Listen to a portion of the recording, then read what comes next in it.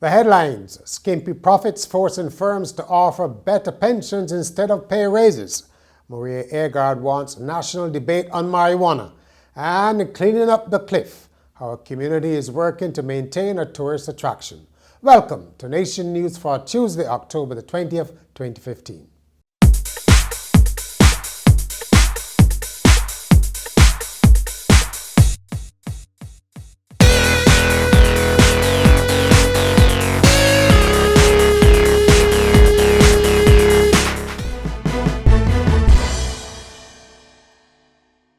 Some companies are said to be offering their workers insurance plans and extended pension schemes in the absence of pay increases.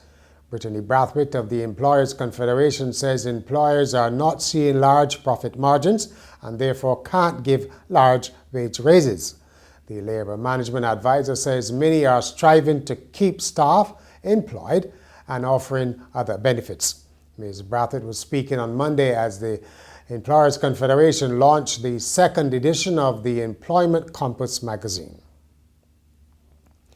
The House of Assembly, back after the summer recess, has given approval for government to borrow from the Development Bank of Latin America, a welcome new source of low-cost financing now that the country is pretty much shut out from the open world market. The bank is a major lender to Latin American infrastructure and development projects, and Finance Minister Chris Sinclair told the House that its loans will help the country to support improvements at the ports of entry and agricultural, tourism and other projects. The opposition BLP backed the bill. MP Glenn Clark said, however, that there should be allowances for projects other than those put forward by government. Still in Parliament, opposition MP Maria Agard says the time is fast approaching for a national consultation on marijuana use. Dr. Agard, the BLP spokesperson on health and the subject of much speculation about her future, said that while there may not be a major clamour right now for marijuana debate, people are already making a case on the ground, as she put it. Speaking on a pharmacy bill, she told legislators that people want options as it relates to medical, religious and personal use of small quantities of ganja. President Obama has nominated a new U.S. ambassador to Barbados and 6 Eastern Caribbean nations. She is Linda Swartz Tagliatella, a career public officer who has been a Deputy Assistant Secretary of State since 2002. CBS News White House correspondent Mark Noller called it a good promotion on Twitter. The current American ambassador in Bridgetown is Larry Palmer. Ambassador to CARICOM Bobby Morris has advised Barbadian students to acquire qualifications that can allow them to work throughout the region. Speaking at the annual EduNation Forum organized by the Ministry of Education, he said high levels of youth unemployment continue to be a challenge.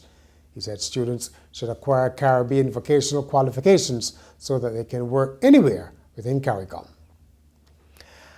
Hackleton's Cliff remains a popular lookout spot for visitors, but it has not been maintained as well as some other attractions. That's why a group of men from the St. John community have decided to clean up the cliff, which offers one of the best views of the East Coast.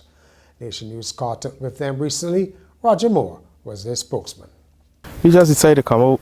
It's like a community project just to do some debushing because, as you could see, right, it's a tourist attraction.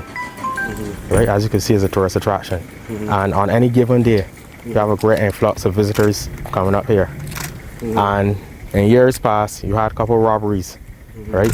And it was due to the bush, then you had a couple of break-ins in the houses, right? So we took it upon ourselves to decide to clean up out here because we have been made promises by both parties, by members of the Tourism Authority, over and over they're promising. They even told us that this is one of the things on one of the top items on their agenda. Right? That lots of visitors ask about here, but nobody's doing nothing about it, so we took it upon ourselves to just come out. But we don't have no sort of equipment at all. Mr. Moore urged government to pay more attention to free attractions like the cliff. I find that people would put money into projects like the Flower Forest and Harrison's Cave, but with the economy as it is, would people be paying to go into Harrison Cave and they could come here for free and enjoy this view? So the thing is, the people that in authority have to stop making these decisions by sitting down behind a desk. They have to come out and mingle and see and get the feedback from the visitors where they are going. I'm going to state my claim on this here. More visitors come here on the day than probably go to Harrison Cave because it's free.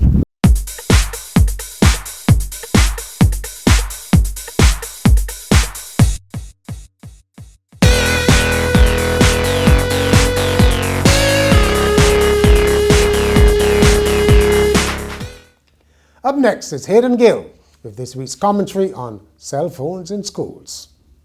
While the Minister of Education walks in Nero's footsteps, parents and guardians for the most part have long decided what they will do when it comes to mobile phones, their children and schools.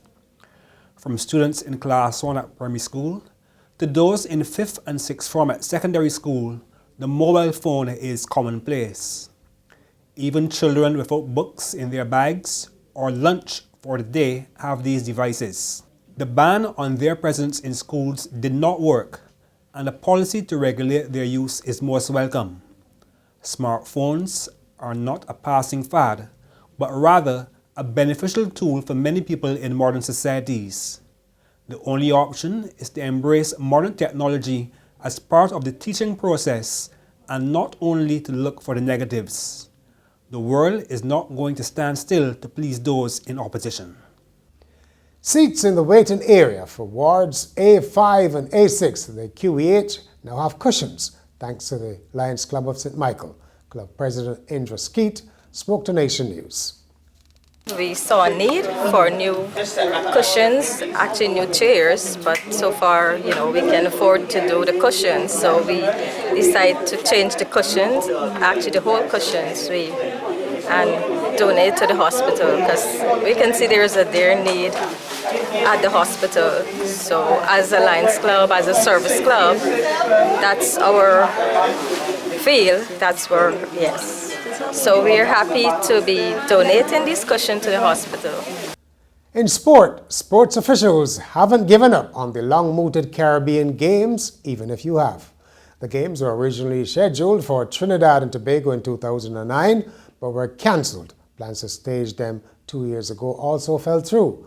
Now, Chairman of the Caribbean Association of National Olympic Committees, Steve Stout, says he hopes they can come off in the next 5 years.